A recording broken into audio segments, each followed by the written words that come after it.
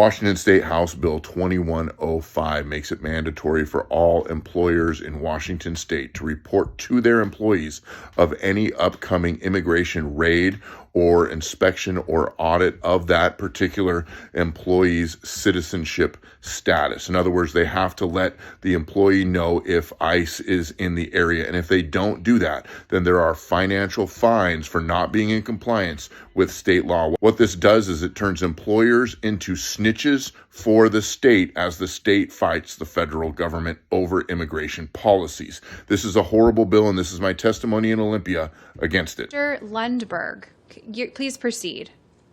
All right, thank you, Madam Chair. My name is Eric Lundberg. I'm a fourth generation Washington State citizen.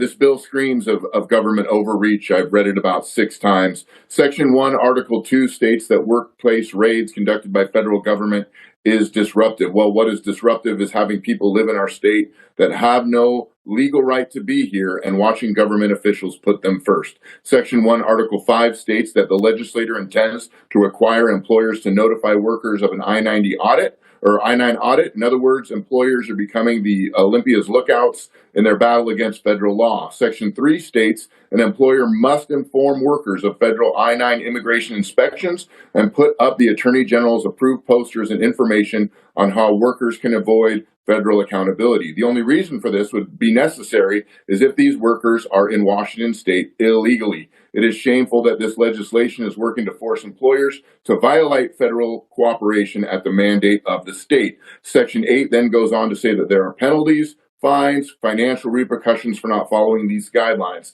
This is totalitarian manipulation toward business owners, requiring them to violate their conscience should they have any conviction against these requirements. This seems to be an obvious attempt to use employers as pawns in a political maneuvering between state and federal government, and it is the citizens who suffer. To be against this bill is not hateful or racist or any other label. It is to ensure that government remains in their place, and we the people can ensure our home state remains steadfast to our life, liberty, and pursuit of happiness for generations to come. Thank you all very much. Thank you. Any questions for our panel?